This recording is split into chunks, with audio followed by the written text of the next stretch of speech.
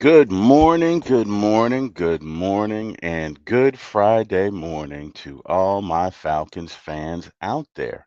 How is everyone doing? I hope everyone is okay. I hope you guys are looking forward to a happy, relaxing, fun filled, safe, blessed weekend from the Lord. And, hopefully you guys can have a great time.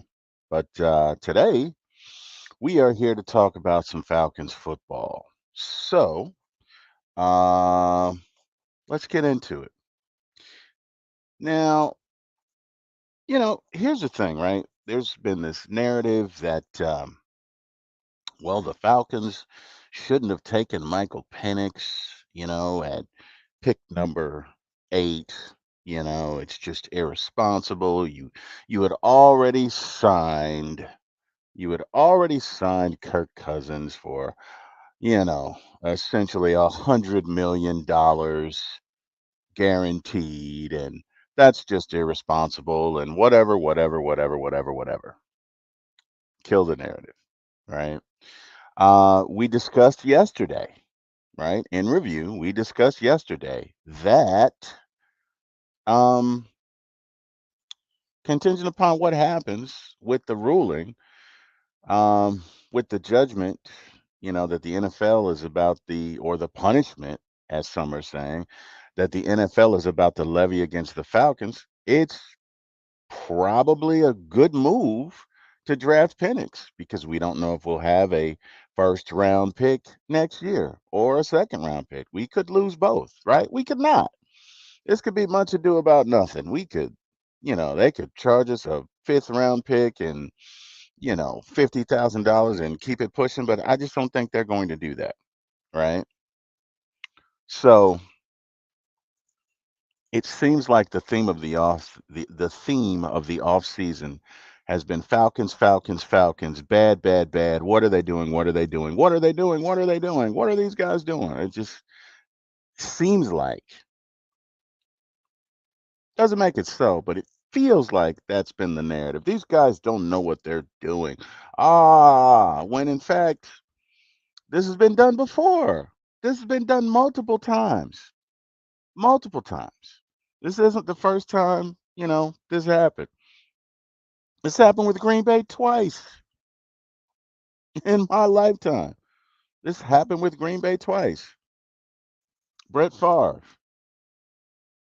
incumbent, or the new guy was Aaron Rodgers. And then it happened to Aaron Rodgers with Jordan Love.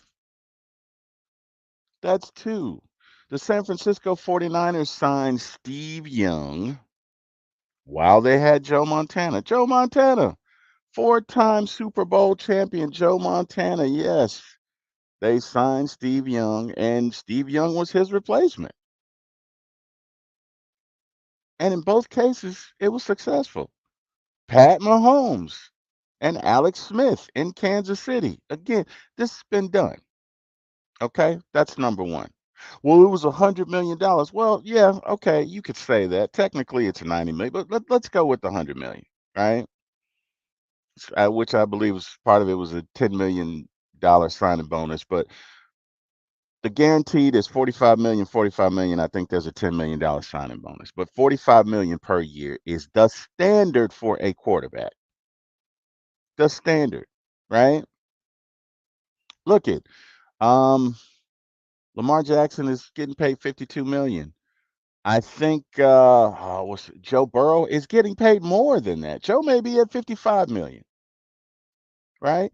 When Dak gets his new contract, from every news outlet, everyone that I've heard speak of this has said he will get 60 million.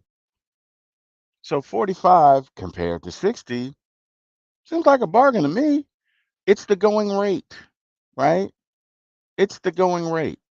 Let me ask you a question. Where can you go and fill up your tank for $10? Oh, don't worry. I'll wait. Let me know. Where can you guys go to fill up your tank for $20? Oh, you can't. You can't, right? because gas is no longer $1.15 a gallon. Right. Well, guess what? That's the going rate for quarterbacks. So get over yourselves. Number one, kill the narrative. Okay. What you were going to pay was what you were going to pay for a starting quarterback, right? Just like if you go out here and buy a car, if it's a new one, be prepared to spend 40,000. You know, if you're talking about a family vehicle, be prepared to spend 40,000. It's the times we're in, folks. It's the times we're in. So with that being said, again, let's kill this narrative, right? So along those lines, and I'm going somewhere. I promise. I know you guys are like, "What's he doing?" We've been over this. What's he doing? Well, let's just again give me a little rope, right? So this article came out um, by Matt Urban, who I believe reposted it from somewhere else. I don't know, but I'm just going to give him his credit. I got the article and the information from Matt Urban. But it's a ranking of all 32 NFL teams by their running back room, right? The Falcons are not number 28. They're not number 25. They're not number 20. They're not number 15. They're not number 10. The Falcons are number 3. So, according to this writer, the Falcons have the third, count them one, two, three, third best running backs in the league. And I mean running back room. That means all 3 running backs. That means Bijan Robinson, Tyler Algier, and Jace McClellan. Oh yeah, and Avery Williams. Just to sprinkle that on. Third best in the NFL. Third best in the NFL. Running back room. Right? Let's add this up. Third best in the NFL running back room. Kyle Pitts, Drake London, Darnell Mooney, Rondell Moore, Ray McCloud, Casey Washington. Top 10 offensive line. We're going to score points, right? We're going to score points. They're telling you without telling you, we're going to score points and we're going to gain a lot of yards. So, you know, sometimes it's not what people say. You got to look at the information that's out there, right? Because if you sift through the narrative and look at the information for yourself, you really can see, right? If somebody comes out and tells you this team's going to be great, this team's going to be great, this team's going to be great, but you look at all the rankings and their bottom 30 in all of the rankings, they're probably not going to be great. Our quarterback throws for 4,500 yards a season. You can look that up. It's documented. You can look that up. We got the top 3, according to this, top 3, top third running back room in the league. So we got a guy that can pay. We got dogs. Drake London can go get it. Kyle Pitts can go get it. Darnell Mooney can go get it. Rondell Moore can go get it. They're telling you on offense without telling you we might be a top 5 offense. At a minimum, top 10. Okay. Falcons defense last year, before Grady went out, was top 10. Look it up. Falcons defense last year before Grady went out was top 10. 1, 2, 3, 4, 5, 6, 7, 8, 9, 10. 10. Defense going to score 30 points. Defense last year was top 10. We added a whole lot of parts to that defense. Most of our draft was defensive linemen, and they are good. On top of the defensive lineman that we already have. We got Grady. We got David. We got Eddie coming back. We didn't even have Eddie last year. Kentavious Street coming back. LaCale London coming back. Big old refrigerator dude from Georgia. Rookie. Our defensive line is probably going to be top 10, top 5 in the league. Our linebackers easily top 10 in the league. Our front seven, top 10 in the league. So again, let's review, right? Kirk Cousins going to throw for 4,500 yards. Falcons running back room, top 3 in the league. Defensive line, top 5 in the league. Linebackers, top 5 in the league. You add all of that up, that doesn't spell misstep to me. In my opinion, that spells 11, 12 wins. 11 to 12 wins. But we have this narrative of Kirk Cousins and yeah, it's a big mistake for Michael Penix, and Michael Penix might not even see the field. What's the issue? Right? Why do we keep driving this narrative? It's not like it hasn't been done before, and it's been successful. Pat Mahomes sat his first year. Steve Young sat a couple of years. Aaron Rodgers sat a couple of years. It's been done before. The template's there. So what's the issue? And it grieves my heart to hear Falcons fans, just being sheared like sheep. Oh, well, they're saying on ESPN that so what? You realize these guys get paid for you to watch, right? They could care less about your Falcons. They could care less about your Falcons. And again, I'm not saying it's the most conventional move. It's not. It is not. I will give you that. But if you look at the landscape, right? If you logically look at the fact that we don't know how many picks we're going to have, even if they come out and they say, okay, we're taking a third round and a fourth round the year after that, okay, no big deal. But at the time, the Falcons didn't know this. At the time of the draft, they knew they were being investigated. They knew the NFL was embarrassed, and embarrassed with the NFL equals way more than a slap on the hand. Way more than a slap on the hand. You embarrass the NFL, excuse me for saying this, you're going to get an ass whooping. Ass whooping. Now, those of you non Gen Xers, you might not know about ass whoopings, but I do. My wife does. My dad and mom definitely did. Okay? Falcons probably going to get an ass whooping. What does an ass whooping equate? At least a second round pick, maybe multiple ones, and money. Lots of money because you embarrassed the shield, the brand of the NFL. Everybody knows that people tamper, but the sin is getting caught.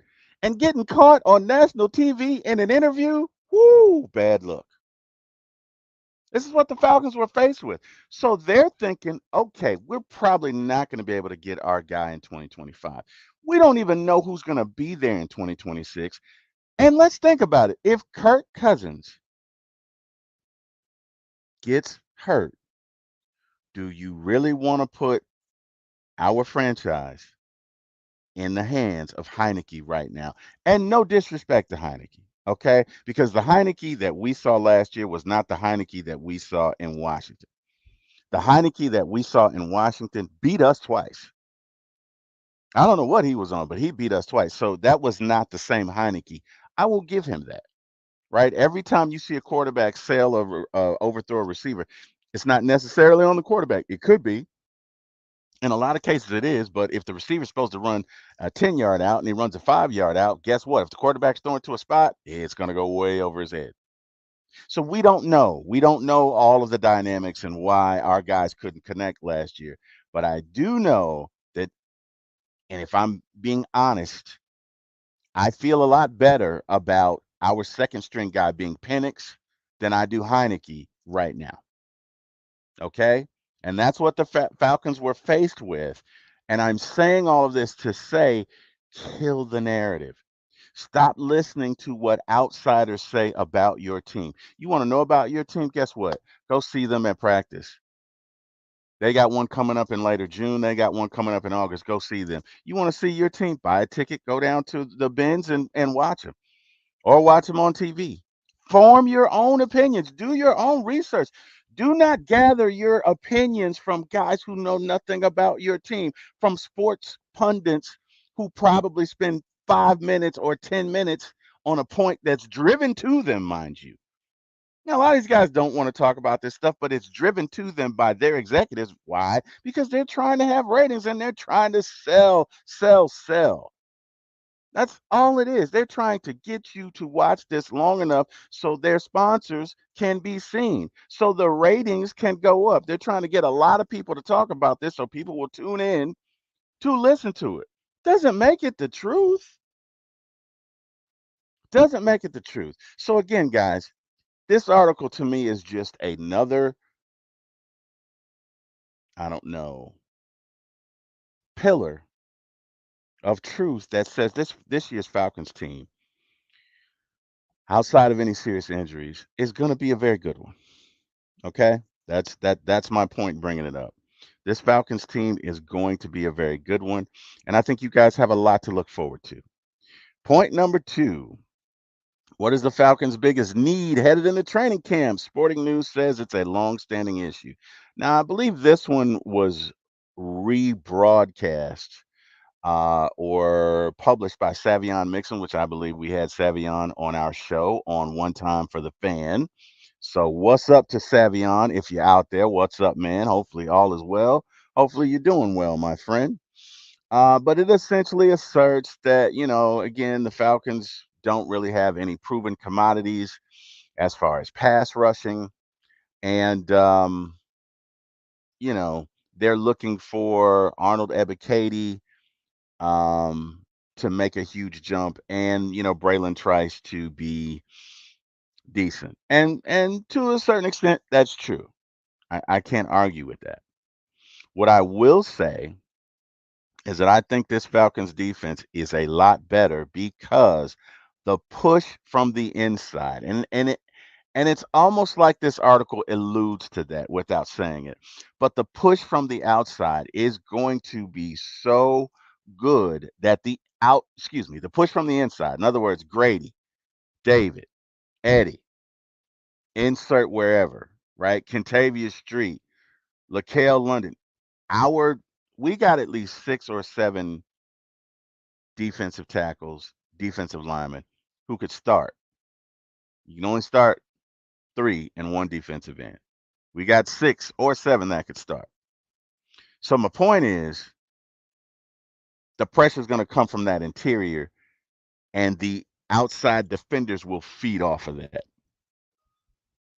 That's you know what I mean. And again, it's not like Lorenzo Carter's a rookie. It's not like Arnold Ebiketie is the rookie. They just need to take the next steps. Rook is a good one. Dorless is a good one. Trice is a good one. So inserting them with what we already have, I'm expecting that this team will at least accomplish the sacks that they did last year, which is 42, right? And again, you don't necessarily have to tackle the quarterback to get off the field. If you move him off his spot, you've essentially done what you needed to do, right? If it's a 10-yard out and I'm in your face, I got my hand up and you got to step and move. By the time you get to that out, it's covered. It's not there. You now have to go to another option and another option and another option. You may have to check it down. The point is to move the quarterback off his spot, be an effective defense, stop the run, get off the field. For about 8 games last year, our defense was top 10, and that was not even close to what we have now in regards to weapons, in regards to the talent. I think our defense will be fine. That's just me, you know. You want to call me a homer? That's true. I'm Falcons to the day I die. You cut me open, I bleed red and black. I'll give you that. But it doesn't mean that what I'm saying is not true. So, anyway, I thought that was interesting. I have a lot of respect for Savion. I think again he was just, I don't want to say repurposing, but I think he was basically publishing an article, but I think his source had come from another article. So anyway, Savion's a good guy. I think we had him on the show. Much respect to him. Last but not least, this one I completely disagree with, but as a podcaster, I think a part of it is part of my duty is to bring you the good with the bad.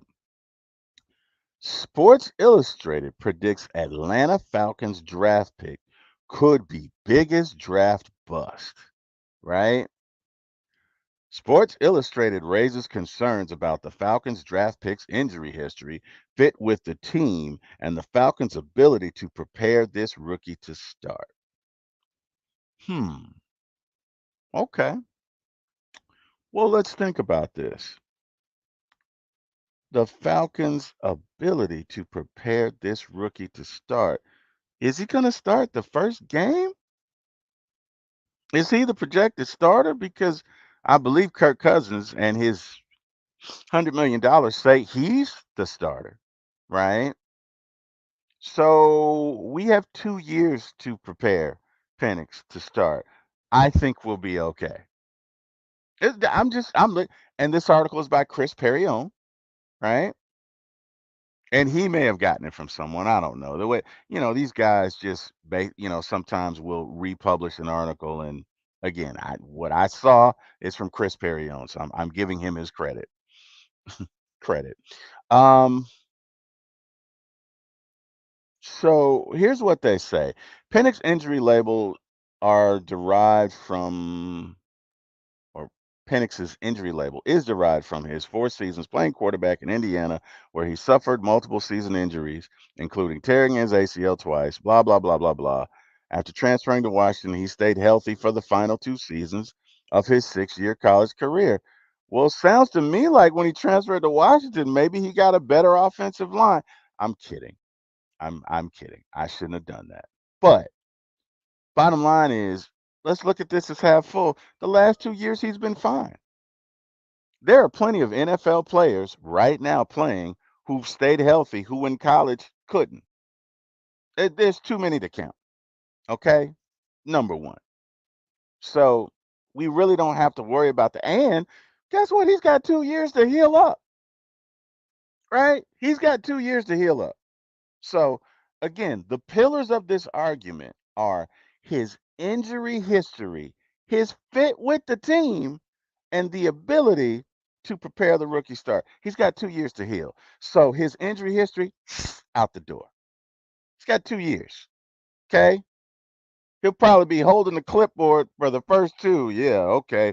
Hey, Kirk, what do we see here? Yeah. Yeah. Yeah. Yeah. I mean, he could break a nail, but I'm really not worried about that. Right. Preparing him, again, we've got 2 years. So I think we can debunk the first two right off the bat. You don't have to worry about them.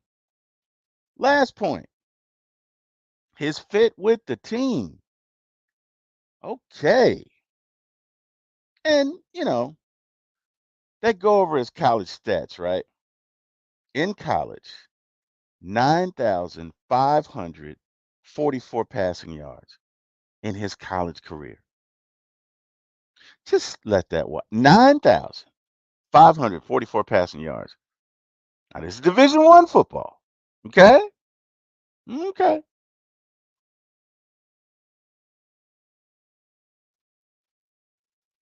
Hmm.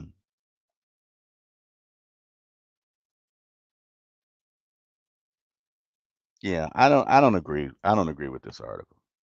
I don't. I don't agree with it. I think it's stupid. I think it's stupid. I think it's just another way. You know what? And this is what everybody else is saying. So I'm going to throw this hodgepodge collage together. That's what I'm going to do. And yeah, I'm going to put this out there because it's clickbait. Fit with the Falcons? How do you know the fit with the Falcons? We haven't even seen Zach Robinson call one play. How do you know whether Penix is going to fit with the Falcons? We got tons of weapons with the Falcons. What in your definition determines a fit? What that just doesn't that's stupid. Okay? And again, guys, I bring this stuff out there to show, to bring to the light. A lot of this stuff is just it's a narrative that's being driven. It's a narrative. And as long as people keep buying into it, people will keep putting this garbage out there. There's no proof that says Penix is going to be a bust. Again, if you want to know the truth, Penix was ranked number 2 with most people. I'll go one step further. If that game against Michigan, even if they didn't win, if he had played better, Michael Penix would have probably been. Falcons wouldn't have been able to get him. He'd have been the number 2 pick anyway. Take nothing away from Drake May. Take nothing away from Jalen. I can't think of his last name. Very talented. But look at Michael Penix's tape. Look at that arm. Look at that ability to throw the ball on a line with velocity. Look at the accuracy. Look at the touch. Because I played with guys who could throw it in there and throw a fastball, and that's all they knew how to do. You're 5 yards from the guy, and you're trying to catch a 100-mile-an-hour fastball. Penix has touch. Penix has touch, so he knows when to gun it in there. He knows when not to, and he's accurate. And he's accurate. Is he a finished product right now? No. But Penix and bust, I don't know, guys. That's kind of like mm, Michael Jordan and failure. They just don't go in the same sentence.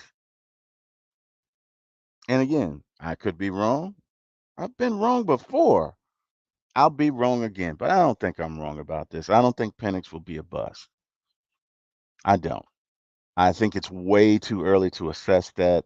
I think this is nothing more than one writer piling on with the narrative because they know it's going to get clicks.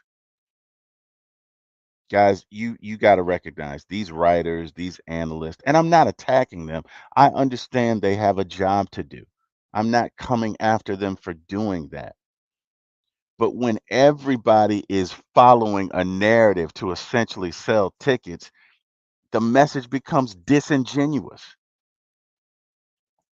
You had the Saints, you had the Broncos, you had 3 other teams that probably were going to trade up over the Falcons or trade up right after the Falcons to get Penix because they didn't think the Falcons would get Penix. Because if they had it to do all over again, you probably would see a trade in front of the Falcons to get Penix. You had at least 3 teams behind them that wanted him. So again, the theme of this show this morning is kill the narrative. All right. I'm not saying the Falcons will win the Super Bowl. What I am saying is the Falcons made a sound decision in drafting Michael Penix. What I am saying is the Falcons will probably win 11 to 12 games.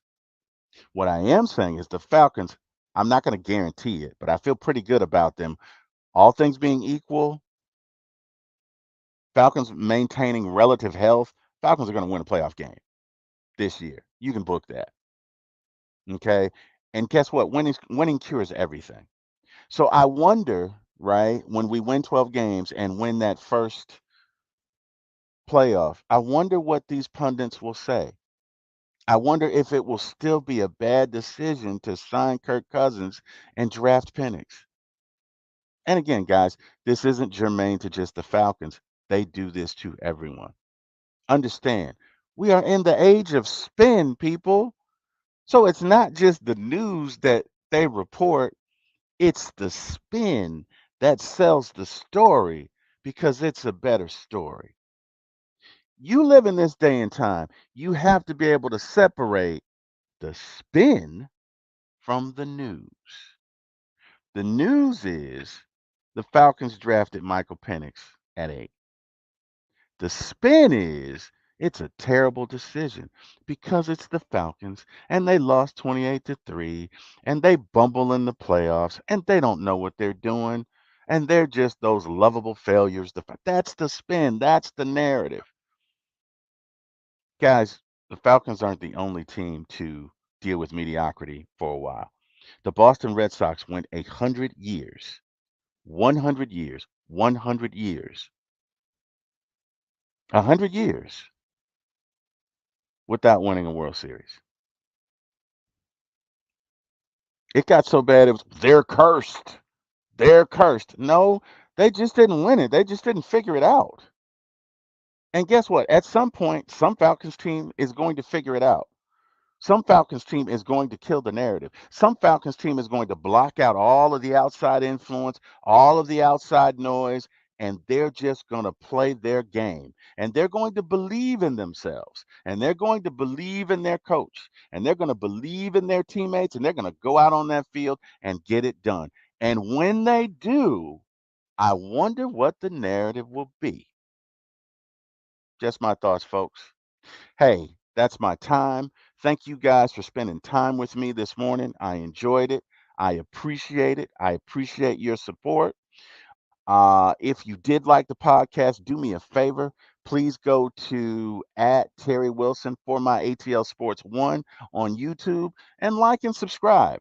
I'm here every morning between 8 and 9, and I'd love to see you again. So, again, guys, thank you for spending a little time with me this morning. I hope you guys have a great weekend. Thank you, God, from whom all blessings flow. He woke me up this morning. I appreciate it. Of course, thank you to my lovely wife, my kids, my mother in law, my family, my friends, my work, my job, everybody. You guys have a great weekend. Wishing peace, love, and happiness to you all. And I will see you Monday. Good day, everyone, and goodbye.